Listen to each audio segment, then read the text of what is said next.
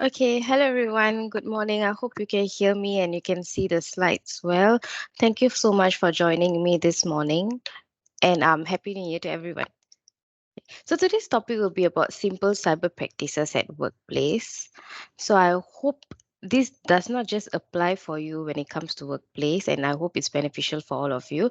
I will be covering some areas where you can use certain skills even for your personal space, personal internet usage and stuff, and also will be addressing especially when it comes to remote working because most of us or some of us still work remotely at home.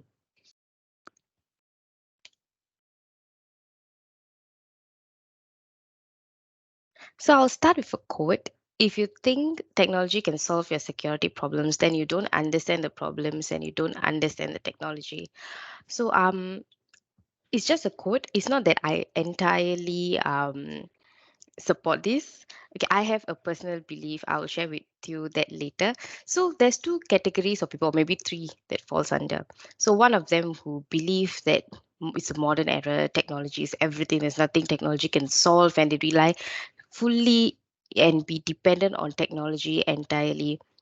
And there's a second category where people will be like, they feel like technology is equals to danger. So they try as much as they can to avoid technology. And the third category is those who don't really fall under any and they just don't really have much input when it comes to technology. So for me, I personally feel like technology solves almost most of your problems, but when it comes to security and cybersecurity, it depends on the matter how big the problem is and what the problem is. So if you guys have your own opinions to share with me, you can just drop in the chat section and we can discuss all these during our Q&A session later. So I will start with threat overview. This one I will briefly share with you about the most common threats that you can face in workplace, and then I will go on to explain more on why is it important for employees to practice secure habits. And I've handpicked and separated four different sections: physical security, email security, safe password security, and mobile security practices. And I'll share with you some tips and tricks on how you can apply them. Okay, so this is the most common, the attacker's favorite, called phishing. So if you look on your right, you can see a picture where an attacker pretends to be SingPost. And most of us use SingPost service, and you do know that we will get a lot of messages through SingPost. When we get our packages delivered to us, we get a notification through SMSs. So this is how attackers try to convince us. They pretend to be a trusted entity, send you convincing messages and make you click on their link. I am not going to share with you how can you identify and how to avoid all this now, but I will go deeper later on. Second kind is the fake antivirus notification. If you can see in the right, it could be really convincing. A pop-up will appear and they will say that there's a virus detected and you need to immediately, urgently, these are the keywords, immediately, urgently need your attention to download this link and secure your software. Third one is ransomware, where your files are in lock. So they get access to your files and they will cancel your access to it. So you will not be able to access to your own files until you pay a specific ransom that they demand you for. So they will encrypt your file. After you give them, you pay them the amount, they will give you a decryption key, and that's when you can get access to your profile, to your own files. Fourth one is insider threat. This is it does not need to be an employee. It could be a contractor, it can be a vendor, it can be a partner, it could be anyone that works closely with your organization, where they leak a company's critical data or certain information about a system outside. So yeah, you cannot trust everyone. This could be a motto of the year. It then followed by the brute force attack. This is where an attacker tries to use various combinations of username and password to find the perfect match to log into your system or account. And then there's data exfiltration, where the attackers carries out an unauthorized data transfer.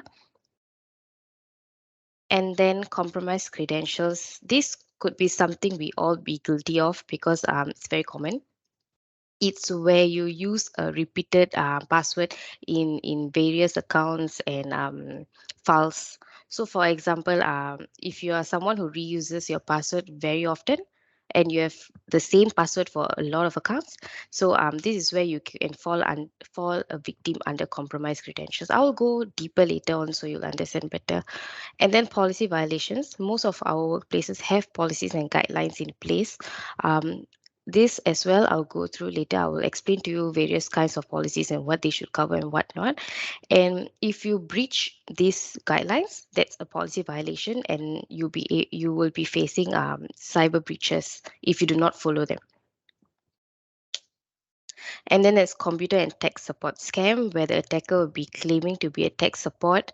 For example, they can actually contact you or send you an email saying that you're the only desktop at work that has not been updated, and probably because you're on MC or you are on leave, and you need to do it right now, immediately. And then they will convince you to get your system updated. Um, this one, they can actually pretend to be even under your own organization. And then there's access control, when an employee has tasks that he does not require to do.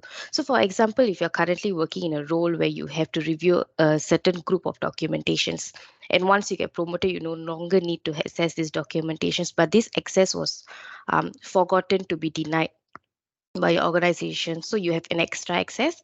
So there's a vulnerability there because you may tend to accidentally review these documents or accidentally print out these documents or accidentally not shred the documents, or you have an extra copy of these documents when it's already shredded by or deleted by another employee who has the control right now.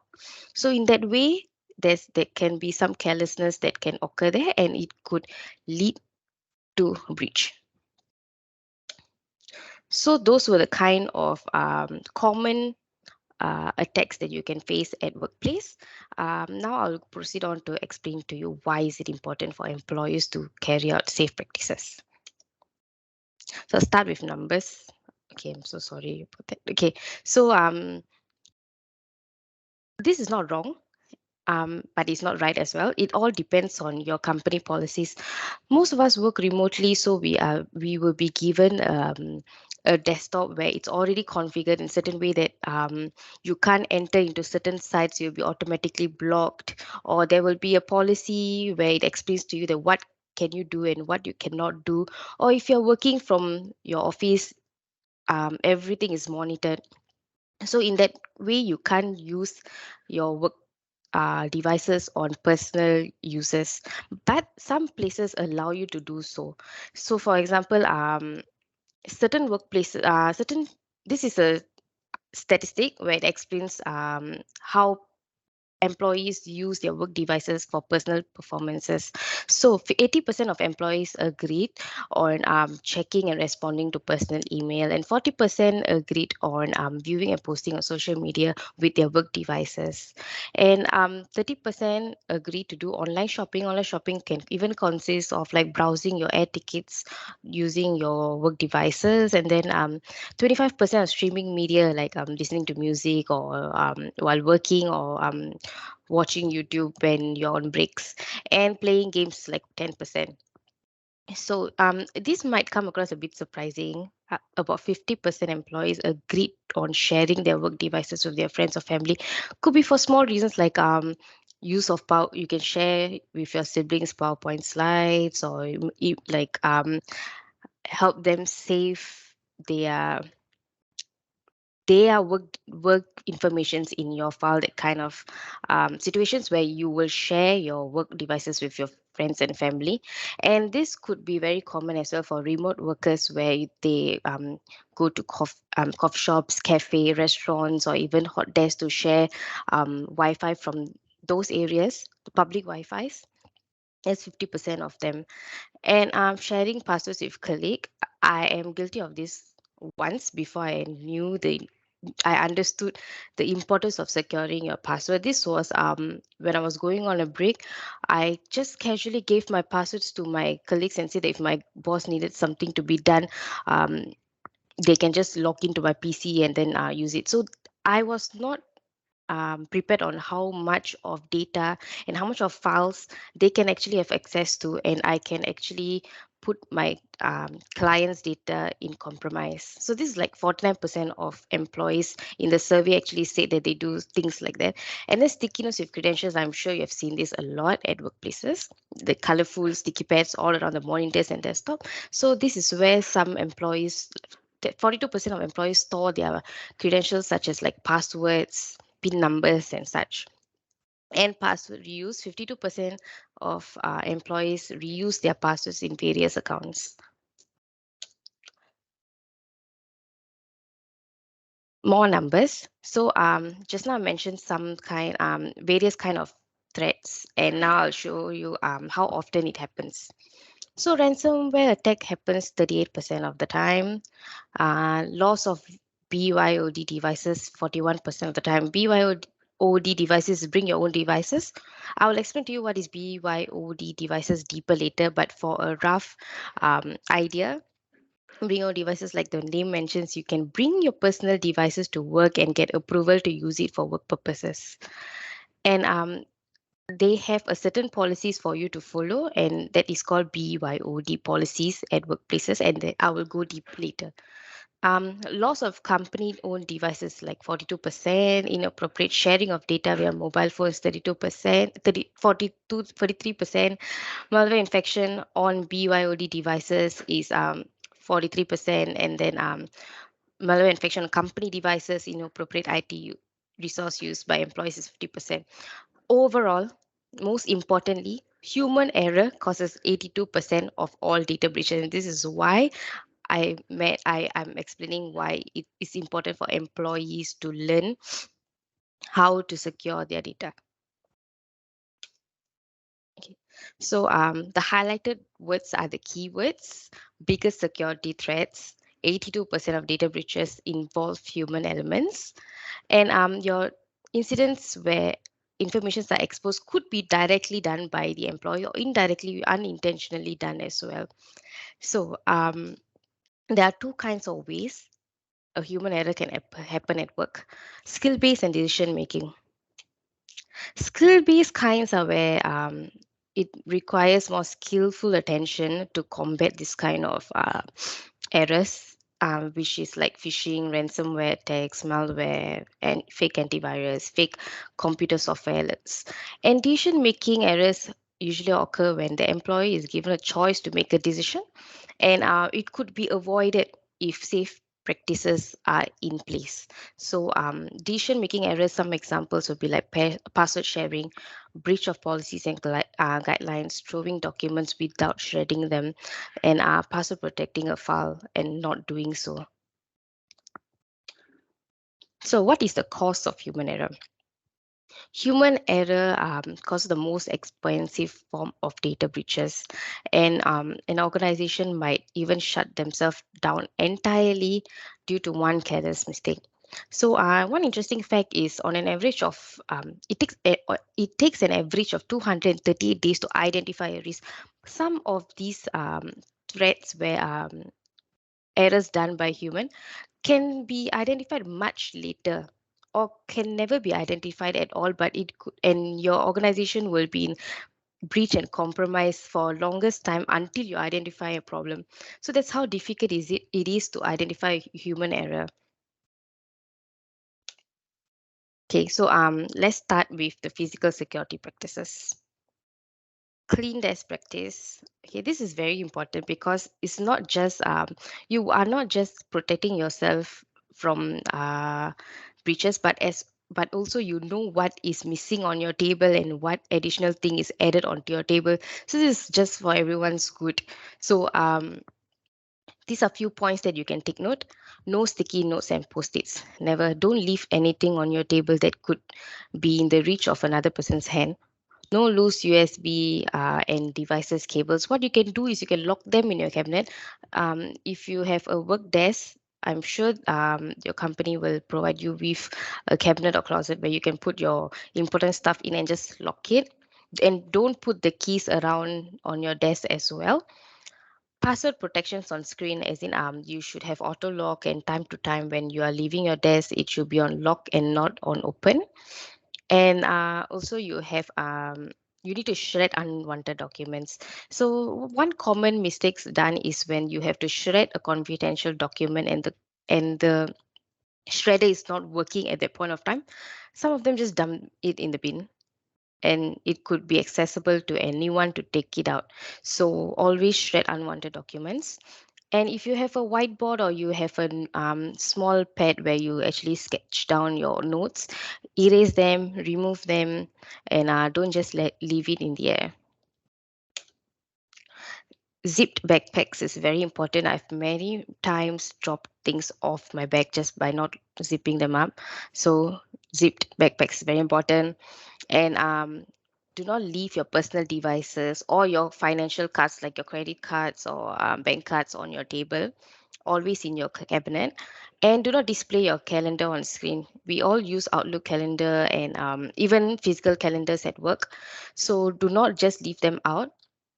And why will I emphasize on physical security practices is because very often you tend to misplace things. So first step before you go technically into protection where you do your passwords and all that, which I'm going to go on later, I will emphasize on starting it freshly by having a clean desk practice. Okay, followed by email security practices. Okay, so anyone or anything that is asking you for your personal information should be considered suspicious and be double checked. Even if you get a message from an organization that you know of, but they are asking you for your personal details, just deem them as suspicious immediately and do your double checking. This is a rule that you have to remind yourself with. So now I'll go on about the phishing spotting techniques. So how do you spot them?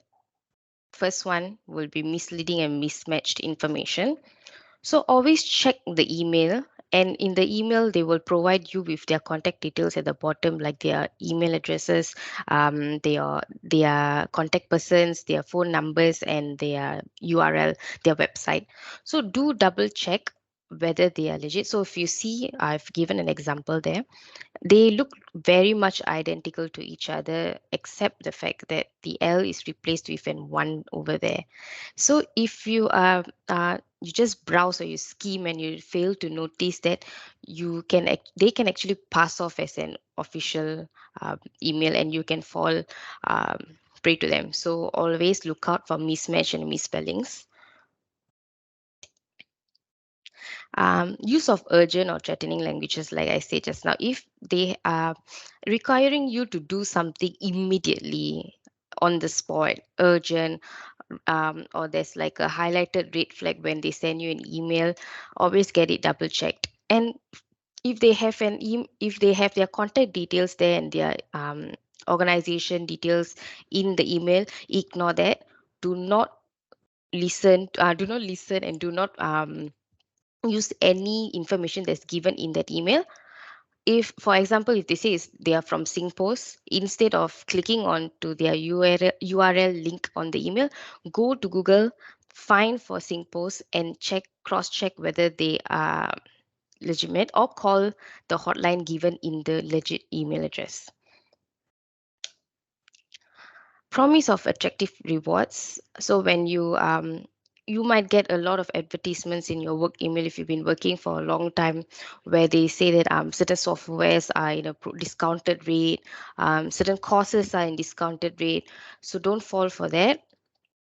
when if it's when it sounds too good to be true, it most probably is not. Okay. Next one will be request for confidential information. So, if they are going to ask you for your full NRIC number, your credit card details, and all this through a phone call, they are most likely to be not legit. So do double check. Bank will never request for your bank account number. So do not respond, just cancel the phone call. Unexpected email. So you know that you have not purchased anything, and you know that you are not looking forward for any parcel or any invoice. Ignore the email, it is not for you. Suspicious attachment. I'm sure that we always send in emails and we will address that we have attached an attachment, so that the receiver is aware that they are supposed to click an attachment. But very often, if you see that you have attachments and there's no address to it, and you are not expecting an attachment email, do not click on it. It's not always safe. It could be a malicious threat. So this is how you spot email threats. So what can you do? You can't entirely stop yourself to fall victim for phishing attacks, but you by having a lookout, you can be a bit more secured. So these are some tips that you can do to avoid these phishing attacks. Do not reveal any personal or financial data via phone or even email. Check the security website for spelling. And when you click, if you want to click on their link and you see that there's a HTTP instead of HTTPS, it is not secured, don't believe. Verify suspicious emails by calling up the organizations from the official website. Do not use the information in the email to contact and verify. Delete and clear all suspicious content immediately. If it's in the name of your organization, or like what I mentioned earlier, tech support tells that only your PC is not up to date and you have to do it immediately, check with your in charge, check with your team that if such an event even occurred, and are you required to do so. So if you happen to fall a victim of phishing scam, change your password immediately in all platforms. Run a full system scan with antivirus software. Alert your bank promptly that you have revealed your bank details, and check what can they do from their end. Keep a lookout for unauthorized purchases from your account, from if there's any suspicious transaction after you have revealed your credentials out. Lodge a police report and report to the organization that has been misrepresented, so that they can take extra measures from future incidents like that to happen again. Next, we will be moving on to safe password security practices. So I'm sure you already know this. Do not use password as password. Do not use passwords that are numerical and alphabetically in sequence. Like for example, rash, RASH 1234. Don't do that. Do not use your initials, and do use more than 8 characters. Do not use anything less or 8. Do as much, add in numbers, add in signs. I'm sure most of the websites right now, they have a requirement that you have to follow. So either way, you will be doing more than 8 characters. And mix uppercase, lowercase, special case. Do not share your password with anyone, and do not use information such as name, birth date, or ID numbers. Okay, I'm so sorry that the words are running. Okay, so I'll just tell you myth. Okay, using one super strong password, I can use it as many users. Example, like 20 characters. I feel like my password is the strongest. No one can break that because there's like 20, 25 characters. So I can use it in every single platforms and accounts. No, it's a myth. Don't follow that. Don't believe that. Once they crack into one account of yours, they will do um, they will try their luck on all your accounts, and then you are vulnerable in so many ways. So the fact is, yeah, if the password gets in the hand of the hacker, you lose more than one account. The myth is, okay, hackers are trying so hard to find complex passwords and generating complex passwords to get into your account, and they won't even expect your password to be as simple as 1234 5. so you can keep the simplest password. No, there's a myth. Hackers have softwares to run thousands of passwords, and they can easily um, hack into your account. So always be cautious with your passwords. Okay, so common methods used by hackers when they are trying to break into your complex password. Firstly, what they will do is they will capitalize the first letter of the word. So, for example, whatever your password it is, whatever your password is, they will caps lock the first letter. So, what can you do is now that I mentioned that most of your accounts where you have to generate your own password, they will ask you to have a one caps lock, at least one caps lock, at least one small letter, at least one number, at least one special letter. You can just avoid using caps lock in the first letter. You can like put in the middle or at the end, and then you can ensure that you have all combinations of small and large letters and not all block letters or not all lower cases. They usually will do all lower cases or all caps, hoping to break into the account. Another method they use is inserting numbers randomly in the words. For example, like replacing S with 5, zeros with one, zeros with O's, ones with letter I or letter L. So this kind of replacing and randomly doing word plays to find out to log into your account. And then they will place numbers at the beginning and the end, which is very commonly done by us as well. We add numbers like towards the end or in the front. So they will try to use that method as well. And they will add the same pattern at each ends. For example, like open bracket, the password, close bracket, the same pattern at both ends. So this is one more method used by attackers. And then they will replace the letter A with at. I'm sure you have seen certain websites itself with um, usernames in like Instagrams and Facebooks where they replace their letter A's with at. This is very common as well. And adding punctuations at the back of words such as exclamation marks and star sign and such. So if these are the common methods used by attackers, which means we are supposed to avoid it. So do not allow sites to remember your passwords. Certain sites, when you log in and you create your password, they will ask you if you want to save your passwords in them. Do not do so. Ignore that request because they do not have a good vault or a trustworthy vault to save your password. Instead, use a password manager where you have to just keep one master password. So like I mentioned, like you have to make your your passwords as complex as possible. So that means that you have to use extra effort to remember these passwords. So this is why password managers are in hand for you to just remember one key password and everything is saved in your vault. So even they have a feature where they will generate passwords for you in a very complex way that even you can't remember, but you can save it in your vault. So certain suggestions for password managers will be Dashlane, one password in Bitwarden. You can screenshot or like take note of this page, and then you can personally do some research later if you're really keen, or you can ask me questions later in the Q&A section. So how do you manage strong passwords? So the tips and tricks time. Do not repeat passwords.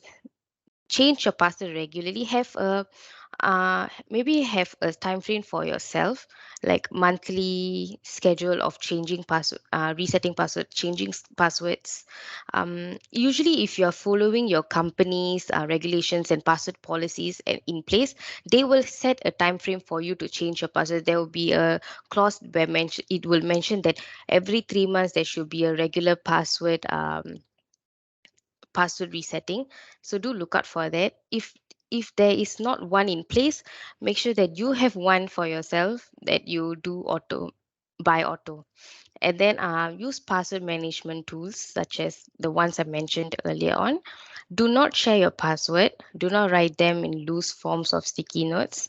Do not log into confidential sites where it says is where do not log into confidential sites when you are using public hotspots or Wi-Fi's. And and it mentions there that it's not secured. Usually they will mention that when it's not secured, do not go into confidential sites. Do not provide passwords or OTP in response to phone calls. This is a recent thread where in social media where they were going out trying to reset your account, and then they will be in disguise as your friend, and they will be asking you for your contact details. Do not share these details and OTPs through phone calls or emails. Any prompt or suspicion of your email being compromised, change it immediately. So once they are into your account, change it immediately, and then you kick them out. Like for example, there are functions where you can change your password and remove all devices that were previously connected to the account. In that way, if they want to log into your account again, they have to key in your password, which is your new password, which they are not aware of now. Comply to password protection policies. Like this is where I'm going to go in depth about the policies and guidelines that should be set at work. So there will be, when you have a password protection policy in place at work, you will have all these in the clauses. They will have a password creation requirement where they will mention to you that like for example, like at least one caps lock, at least one lowercase, at least one number, and all that. They will mention in what way do they want your passwords to be, and what to do and what to do not. Like do not use your name, birth date, and such. So you can create your password in a way that it is safe. And they will also have a regular change schedule, like I mentioned earlier, where you have to regularly change your passwords. They will have password protection rules where they will say that do not reveal your passwords to colleague no matter what, do not have sticky notes, and this kind of rules will be set forth in the policy.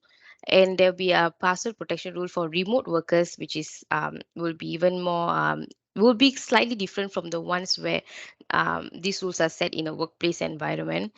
And then there'll be a disciplinary action stated what would happen if you do not follow these rules. So in that way, it will make sure that you follow these rules. Okay, now moving on to mobile security practices. So bring your own device is where it addresses how to use personal devices on organizations network, and as well as access store sensitive data, international intellectual properties.